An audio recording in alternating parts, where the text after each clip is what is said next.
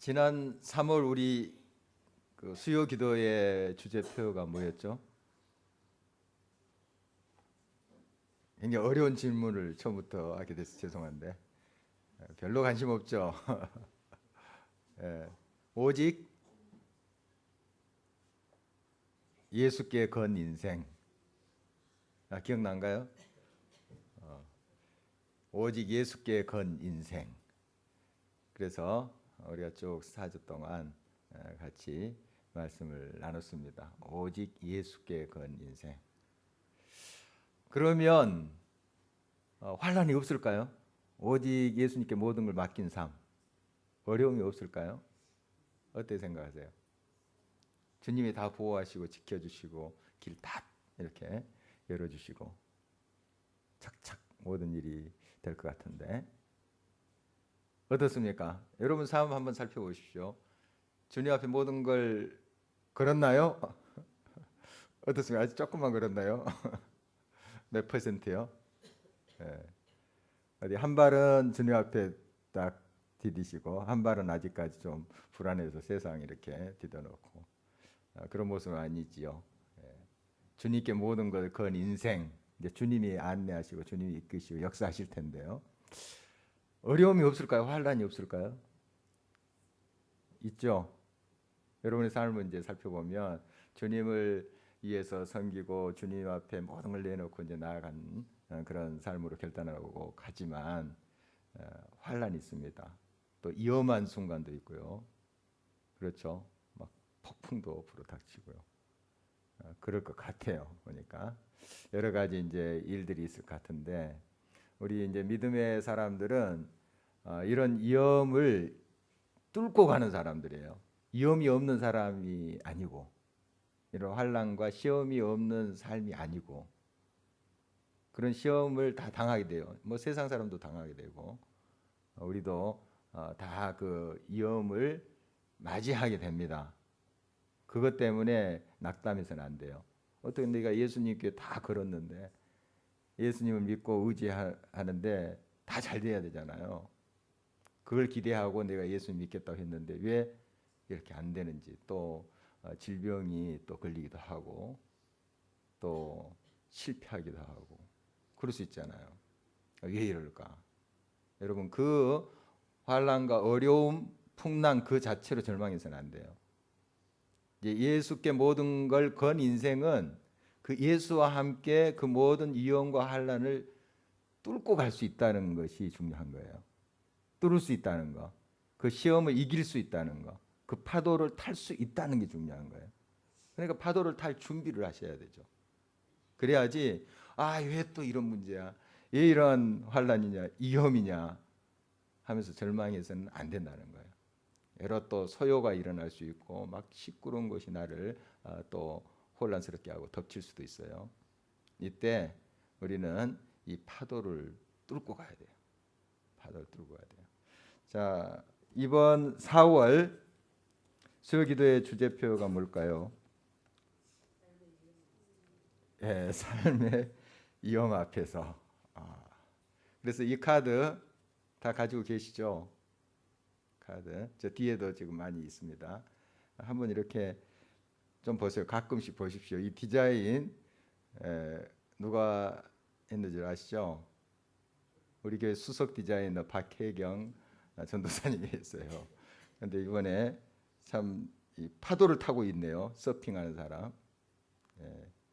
그러니까 이 파도 무섭잖아요. 저도 바닷가에 살았기 때문에 이런 파도 굉장히 무섭다는 걸 저 압니다. 저 동생이 파도에 좀 휩쓸려 가지고 죽을 뻔했거든요. 제 친구가 건져줬는데 무서워요. 저도 5학년 때, 초등학교 5학년 때 파도는 아니지만 물에 이렇게 빠져서 죽을 뻔했던 이야기 지난번에 나눴고요. 무섭습니다. 굉장히 파도 무섭고 이 파도 무서운데 서핑한 사람들은 이걸 타요. 처음부터 이렇게 타는 건 아니죠. 처음부터 이 파도를 잘 타는 사람 없습니다. 타다가 물에 넘어지고 또 물도 좀 마시고 이렇게 하면서 이 파도를 타게 됐을 거예요. 자, 이제 중요한 것은 우리는 주님과 함께하는 사람들입니다. 이 파도 그 자체는 항상 불어닥쳐요. 여러분의 삶 속에 항상 있을 거예요. 제가 아주 장담하면서 이야기합니다. 여러분, 저주가 아니라 진짜 여러분 크고 작은 파도 덮쳐요. 지금도 지금 한참 그 파도를 맞이하고 있을지 모르겠어요. 뭐 질병도 될 수 있고 또 여러 관계에 어려움이 있을 수 있고 물질 또 자녀들의 문제도 될 수 있고 앞날에 대한 것들 될 수도 있고 여러 가지 파도가 덮쳐요. 이 파도를 우리는 그것 때문에 절망한 사람들이 아니라 그걸 뚫고 가는 사람들이다 하는 거 다시 한번 우리 마음에 새겼으면 좋겠습니다. 이 바울 사도 보면 하나님께 모든 걸 건 인생이잖아요. 모든 걸 다 맡겼어요. 그리고 자기가 가지고 있었던 모든 거 다 내려놓는 사람이었어요. 분투와 같이 그렇게 여겼던 사람이죠. 그리고 오직 모든 걸 예수님께 다 걸어버렸어요. 그러니까 예수님 없으면 그럼 뭐가 돼요? 아무것도 없는 사람이에요. 그러니까 예수밖에 없어요. 예수밖에. 그래서 십자가만 자랑하는 사람이라고 그가 이제 고백을 하는 것을 보게 됩니다. 예수밖에 없는 사람이에요. 모든 걸 거기다 걸었던 사람. 그 사람인데 얼마나 많은 어려움이 있어요. 굉장히 가는 곳곳마다 또 막 죽이려는 사람이 있고 또 핍박하는 사람이 있고 돌에 맞아서 죽을 뻔한 적도 있고 배가 파손된 적도 있고 또 50에 하나 감한 매를 5번이나 맞고 대단해요. 이런 환란이 계속 따라오는 거예요. 예수님을 믿고 복음을 증거하지 않았다면 아마 이런 삶이 없을 수도 있어요. 다른 어려움이 물론 있을 수 있겠지만 이렇게 막 극한 그런 상황까지 가지 않을 수도 있었어요. 막 죽을 뻔한 그런 순간들 그리고 그 지독함에 죽을 뻔한 그런 상황들 없을 수도 있었습니다. 그러나 예수께 다 걸었는데 이런 어려움이 있게 된 거죠. 그럼에도 불구하고 그는 예수 안에 계속 있어서 이 파도를 타게 됩니다. 두려움 없이 파도를 타게 되는 모습 오늘 이제 보게 되는데 오늘 소제목을 소요를 뚫고 이렇게 정해봤습니다. 소요를 뚫고 이 바울이 가는 곳마다 이 유대인들이 있었습니다. 유대인들이 바울이 전한 그 복음 예수 그리스도에 대해서 반감을 많이 가졌죠. 그리고 계속 소요를 일으키는 모습 보게 됩니다. 그 데살로니가에서도 그랬고 이제 베레아 쪽으로 왔는데 데살로니가 사람들이 베레아까지 와가지고 막 소요를 일으키는 모습.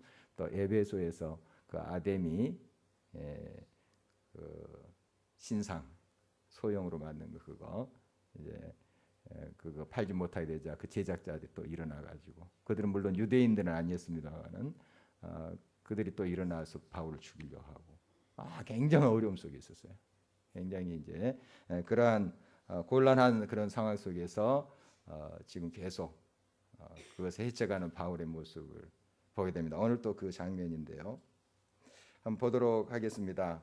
이제 바울이 지금 어떤 상황이냐면 지난 시간까지 3차 전도를 마치고 예루살렘에 왔어요. 예루살렘에 와서 이제 유대인들 그러니까 오순절 기간이니까 각 그 나라에 흩어졌던 지역에 흩어졌던 사람들이 예루살렘 오잖아요. 순례객들이 또 그런 사람들이 이제 모여 있는 상태에서 지금 예수님을 증거해요. 그런데 아시아 즉 지금 터키 서부 쪽이에요. 아시아 지역이 성경에서 아시아라는 곳은 서부 쪽에 있는 사람들이 보니까 바울이 예루살렘에 와 있어요. 그러니까 그쪽에서도 바울을 알고 있던 사람들, 이 사람들이 막 일어나가지고 바울을 죽이려고 해서 사람들은 막 선동해가지고 지금 이제 예루살렘 밖에까지 몰고 온 거예요. 그 예루살렘 성문은 닫히고 그래서 죽이려고 했어요. 그들이 바울을. 이런 상황에 치안을 맡고 있던 천부장 로마 이제 장교죠. 이제 천부장이 소식을 듣고 급히 왔어요. 급히 와서 그걸 이제 제지를 하고 그런 상황 속에서 지금 계속 유대인들 막 들고 막 고발하고 죽이려고 이제 어떻게든 하는 그런 지금 장면인데 이 장면 속에서 계속 바울은 어떻게든 복음을 제시하려고 그래요. 그러니까 자기를 억울하게 지금 죽이려고 하고 지금 막 말도 안 되는 소리로 고발하고 막 거짓 증인들이 막 나와서 이야기하고 그러잖아요. 굉장히 억울할 텐데 그러나 그들을 저주하고는 미워하지 않아요. 바울은 끝까지. 하나님의 사람의 특징이에요. 스데반도 자기를 돌로 쳐 죽은 사람 증오하지 않아요. 굉장히 억울하죠. 자기가 뭐 악한 죄를 지었습니까? 사람 뭐 죽였습니까? 예수님 전한 것밖에 없는데 돌로 쳐서 죽이니까 얼마나 억울할 수 있겠습니까? 그렇지만은 오히려 그들을 위해서 기도하잖아요. 스데반도. 하나님 사람 특징이 그래요. 여러분의 이제 삶에 이렇게 말도 안 되는 소리가 들릴 수 있고 마음에 상처를 주는 그런 일들이 있어요. 여러분들이 굉장히 잘못한 것도 아닌데 막 악한 행위를 위해서 또 죄를 범한 것도 아닌데 그런 소리도 들릴 수 있어요. 그때 어떻게 반응하십니까? 우리 예수님 믿는 사람들 정말 예수님이 안에 내주하시잖아요. 우리 안에 예수님이 있는 사람들은 그들을 저주하거나 미워하는 것이 아니라 오히려 그들을 위해서 기도해야 돼요. 축복해야 돼요. 그게 방법이에요. 지금 이제 계속 그런 바울이 유대인들을 향해서 자기를 죽이려고 막 지금 막 일어난 그 유대인들을 향해서 어떻게든 지금 복음을 증거하려고 해요. 그들 한 영혼이라도 살리려고 막 그들 저주한 것이 아니라 너희들 그따위로 하는 내가 이 생명의 복음을 전하면 뭐 무슨 의미가 있겠는가 이렇게 생각하지도 않아요. 그냥 그들의 영혼을 한 영혼이라도 건지려고 하는 마음밖에 없어요. 그래서 계속 복음을 제시하는 거예요. 자기가 만난 예수 그리스도 어떻게 이제 다메섹으로 가다가 예수님을 만났고 변화되고 하는 이야기를 오늘 또 계속 하는 거예요. 오늘 본문 말씀도 이제 그런 이제 이야기를 계속 풀어가고 있습니다. 그가 이제 다메섹으로 가는 도중에 예수님 만나고 눈이 멀었잖아요. 잠시. 그래서 아나니아라는 그런 하나님의 사람을 만나게 돼서 이제 눈이 밝아지고 그래서 세례도 받고 이제 하나님의 사람 돼서 굉장히 뜨거웠죠. 이제 정말 180도로 그의 인생이 변했어요. 조금 전만 해도 예수 믿는 사람들 잡아가두고 막 살기가 등등해서 예수 믿는 사람들 찾으러 다니는 사람이에요. 그리고 스데반 죽일 때 옷 지키면서 그 죽이는 것에 가담했던 사람이에요. 그러니까 살인자죠. 그러니까 살인자 중에 한 사람이니까 살인자죠. 그런 사람인데 갑자기 굉장히 극적인 거죠. 완전히 예수님의 사람이 돼버린 거죠. 그러니까 점차 이렇게 예수님 믿고 해서 변화된 게 아니라 이분은 그냥 확 바뀌어져 버렸어요. 드라마틱하게. 이제 그 이야기를 한 거예요. 계속 유대인들에게 내가 그렇게 예수님을 만났다 하는 이야기를 자기가 체험한 이야기를 솔직하게 그렇게 이야기하는 거죠. 하고 지금 내가 이런 일을 예수님을 만나기 전에 이렇게 핍박했던 일을 예루살렘에 있는 지금 예루살렘에서 일어난 일이에요. 예루살렘에 있는 그런 대제사장들과 백성의 장로는 다 알고 있다. 나를 알고 있다. 알 거예요. 왜냐하면 그들이 그때 이제 사울이죠. 사울 파송했거든요. 예수님 잡아 죽이는데 예수님 믿는 사람들 잡아서 막 끌고 오는 그것이 이제 그 허가서를 내준 사람들이 이 사람들이 대제사장들 다 알아요. 그러니까 사울을 알아요. 사울이 얼마나 그냥 대단한 인물인지 알아요. 율법의 의로 아주 똘똘 뭉친 사람이고 그 율법을 위해서 내가 하나님을 위해서 최고로 내가 잘 섬기는 사람이다. 이렇게 생각했던 사람이 사울이었죠. 지금 바울이었죠. 그러니까 그런 이야기를 이제 쭉 지금 유대인들한테 이야기하는 거예요. 자기가 그런 사람인데 이제 그들에게 가서 이 복음을 이제 제시를 해서 한 사람이라도 내가 만난 예수 그리스도 만났으면 좋겠다 하는 이야기예요. 그 마음밖에 없어요, 이 바울에게. 그런데 여기서 이제 그 유대인들이 어떻게 이제 반응하는가 하면 22절 볼까요? 22절 같이 한번 읽겠습니다. 이 말하는 것까지 그들이 듣다가 소리질러 이르되 이러한 자는 세상에서 없애버리자 살려둘 자가 아니라 해요. 막 더 일어나는 거예요. 그러니까 지금 바울이 자기가 만난 예수 그리스도를 증거할 때 정말 그 그런 놀라운 역사가 있었는가 하면서 좀 감동감을 받으면서 좀 예수 그리스도를 영접해야 되는데 오히려 더 일어나는 거예요. 더 막 분노가 더 살기가 일어나는 거예요. 그러니까 지금 이제 바울이 이런 말을 안 하고 그냥 슬쩍 그 자리를 이제 피할 수도 있었는데 그러나 바울은 지금 계속 어떻게든 지금은 이렇게 핍박하지만은 언젠가 저들 중에서 예수 그리스도의 복음을 만날 자가 있다 하는 마음을 가졌던 것으로 봐요. 그러니까 때를 얻든지 못 얻든지 지금 선포해야 된다 이거예요. 그냥 선포해야 된다. 그러니까 이 불에 기름을 끼얹 듯한 그런 상황인데 계속 복음의 진리의 말씀을 전공법으로 막 외치는 거예요. 참 대단한 바울의 모습입니다. 정말 자기가 이제 지금 더 큰 환난과 어려움을 당할 수도 있어요. 그렇지만은 이 복음의 말씀을 그대로 더 이야기하는 모습 보게 됩니다. 그러니까 이 유대인들이 막 더 들고 일어나죠. 죽여버리겠다 하는 그런 마음이잖아요. 지금 이게 살려둘 자가 아니다 하는 건 없이 하자 하는 것은 죽이고자 하는 그런 마음 볼 수가 있습니다. 바울이 이렇게 나가지 않고 조용히 그 자리를 이제 피할 수도 있었어요. 그러나 사실 엄밀히 말하면 피할 수가 없었어요. 왜냐하면 막 가슴이 불타니까. 그렇게 하지 않고서는 견딜 수가 없는 거예요. 더 그게 어려운 거예요. 바울한테 지금은. 그러니까 어떻게 보면은 그 지금 막 불같이 일어나는데 기름을 끼얹듯한 거잖아요. 복음을 막 증거한다는 건. 지금 바울이 그걸 몰랐을까요? 지금 반응들이 그러는데 몰랐을까요? 알죠. 아는데 그 상황을 조금 잠시 모면해서 좀 피하고 갔으면 좋았을 텐데 우리 생각에는. 그런데 막 그 자리에서도 복음을 제시하고 이야기하는 거예요. 왜 그러는가? 그러지 않고선 견딜 수가 없었던 거예요. 바울은. 내가 주의 복음의 말씀을 증거하지 않고서는 견딜 수 없는. 에레미야도 그런 말하죠. 속에서 막 불같이 일어난다고. 내가 전하지 아니하면 하나님 말씀을 증거하지 아니하면 막 속이 불붙는 것 같아 견딜 수 없다고 하는 고백하잖아요. 그런 마음이에요. 그러니까 오히려 복음을 이 상황에서 안전하는 게 바울에게는 더 어려운 거예요. 우리 같으면 좀 이런 가운데 좀 피하는 게 더 이제 좋을 것 같죠.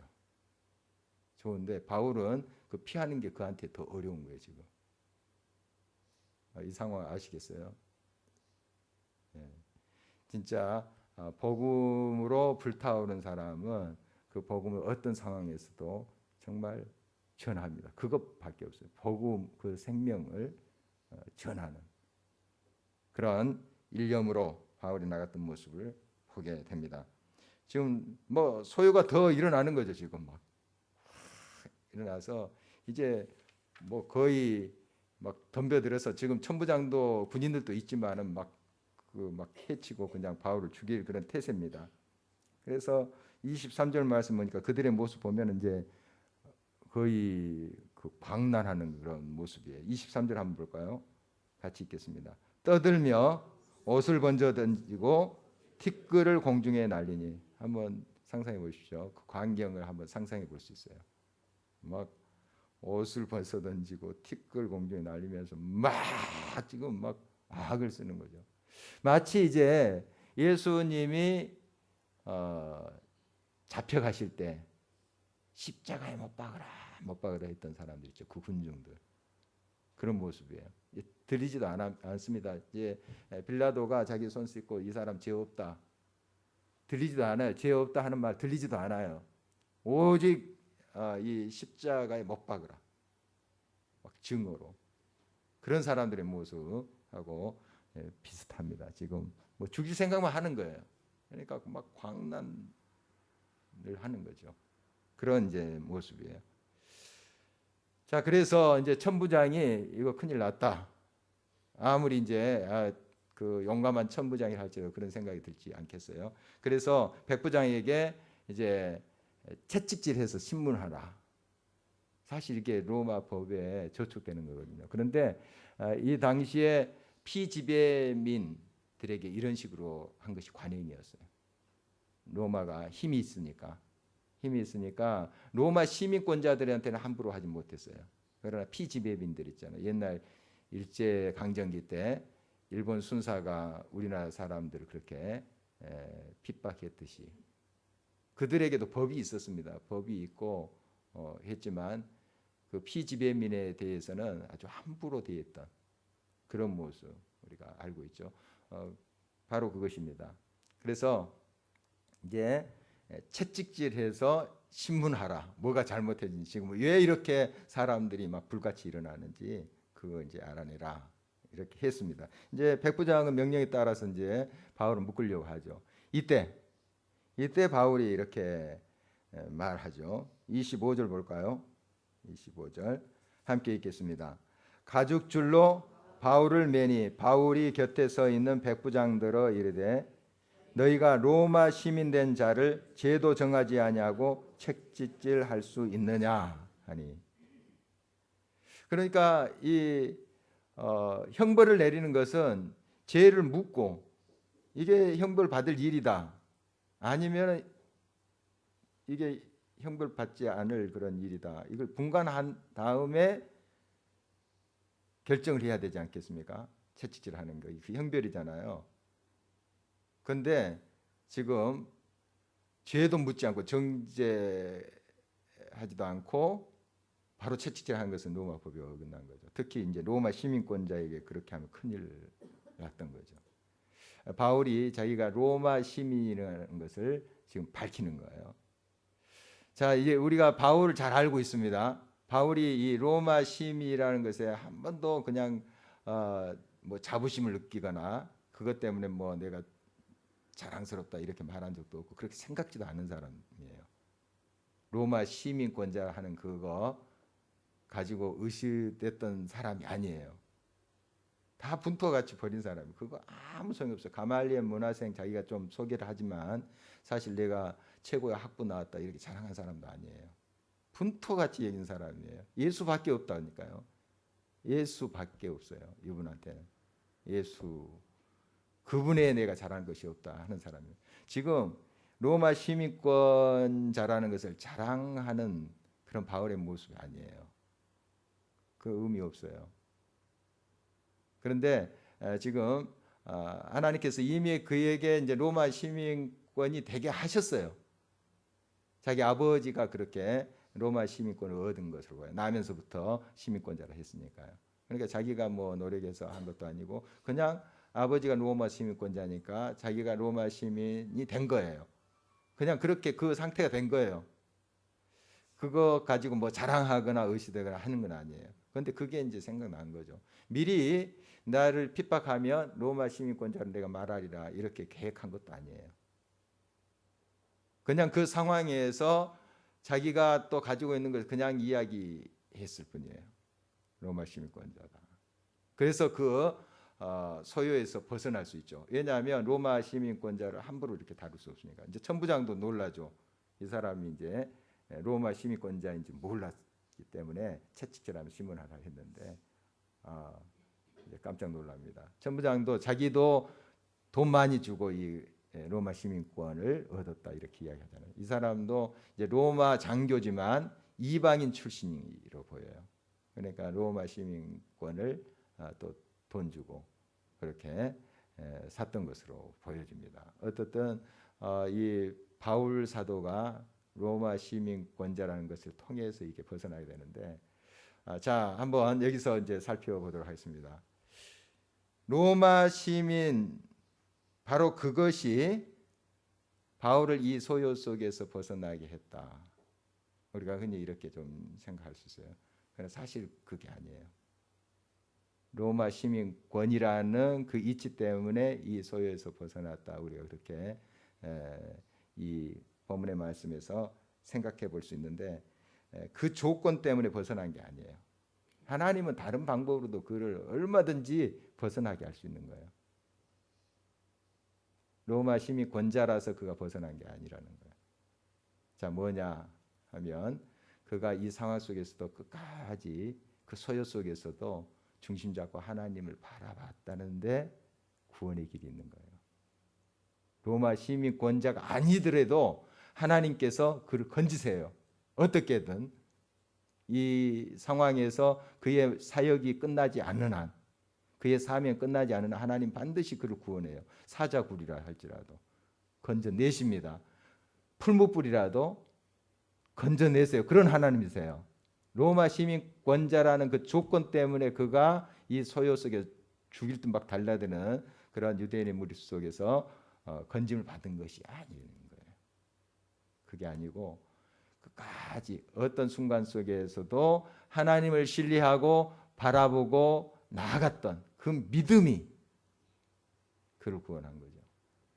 그것에 우리가 정말 구원의 길이 있음을 발견할 수 있어야 돼요. 여러분도 내가 어떤 이제 조건 때문에 어떤 능력을 갖췄기 때문에 그것 때문에 하나님이 이렇게 나를 세우신 거야. 이런 위경에서 나를 건져 주신 거야. 그렇게 이제 고백할 수 있는데 사실 그 조건은 하나님께서 그 상황에서 도구로 쓰시는 거예요. 그러나 하나님이 하시는 거예요. 하나님이 하시고 그건 도구로 쓰신 거예요. 다른 방법으로도 하실 수 있어요. 바울에게 다른 방법의 길을 열어서 그를 구원할 수도 있어요. 하나님이 하시는 거예요. 하나님이 구원하셨다. 하나님이 이 상황 속에서 소요해서 그 모든 상황을 뚫도록 도와주셨다 하는 것입니다. 여기에 우리의 모든 초점이 있어야 됩니다. 시편 37편 5절 6절에 내 길을 여호와께 맡기라. 그를 의지하면 그가 이루시고 내 의를 빛같이 나타내시며 내 공의를 정오의 빛같이 하시리로다. 하나님께 모든 걸 맡기는 것. 그래서 다니엘의 역사도 그렇고 또 모세가 홍해 앞에 섰을 때도 마찬가지예요. 하나님을 잠잠히 신뢰하고 바라보고 하나님께 맡겼을 때 하나님이 하셨던 것이죠. 사자굴에서도 건지시고 다니엘 세 친구 풀무불에서도 건지시고 홍해도 가르시고 하나님이 하신 거예요. 하나님이. 여러분 끝까지 어떤 상황 속에서도 하나님 의지하시기 바랍니다. 굉장히 이제 마음의 동료와 또 주변의 모든 상황으로 해서 막 여러분이 흔들릴 수 있어요. 막 파도가 덮치듯이 정신 못 차리죠. 저도 이제 작은 파도를 이렇게 한번 몇 번씩 이렇게 맞아본 적이 있는데 어렸을 때 이제 바닷가에 살았기 때문에 이렇게 하다 보면은 탁 덮치잖아요. 그러면 잠시 막 상황 판단이 안 돼. 물이 탁 덮칠 때. 그리고 이제 물 마시면서 상황 판단이 안 돼. 정신이 막 오락가락합니다. 참 위험해요. 위험한데 그런 순간에 중심 딱 잡고 이제 또 수영하는 사람들은 그걸 해책하죠. 근데 수영 못하는 사람은 그거 겁먹어요. 파도 딱 터칠 때 잠기죠. 여러분 이런 이제 크고 작은 이제 파도들이 덮쳐요. 소요들이 막 마음의 분요가 막 일어나고 막 복잡하고 여러분 이 상황 속에서 잠잠히 하나님을 바라봐야 됩니다. 믿음. 온전히 하나님이 온전히 이 모든 소요를 뚫게 하시는 분이다 하는 믿음. 이것이 우리들 요청되는 거예요. 여러분 그 주님을 반드시 바라볼 때 하나님이 여러분 삶 속에 길을 열어주십니다. 그걸 뚫게 만드세요. 소요를. 그리고 믿고 기다려야 됩니다. 시편 37편 7절 여호와 앞에 잠잠하고 참고 기다리라 하는 말씀 주고 있습니다. 여러분 그러므로 여러분 크고 작은 여러분의 소요 앞에 침착한 것 참 중요해요. 참 이게 말같이 쉽지 않아요. 파도가 덮칠 때 겁이 나거든요. 겁이 나더라고요. 어렸을 때 팍 덮치는데 겁이 나니까 더 이제 상황 판단이 안 되는 거예요. 그러니까 여러분 이런 이제 훈련을 해야 돼. 경건의 훈련을 하셔야 돼요. 여러분 여러 가지 이제 소요들 막 이러고 파도처럼 덮치는 문제들이 있어요. 그때 여러분 침착하셔야 돼요. 하나님을 잠잠히 바라보고 기다릴 줄 알아요. 이게 믿음이에요. 하나님 반드시 나와 함께 하신다. 이 상황 속에서도 나의 의지가 되신, 나의 힘이 되신다 하는 믿음을 가지고 잠잠히 그 하나님을 바라봐야 돼. 이게 믿음이에요. 믿음.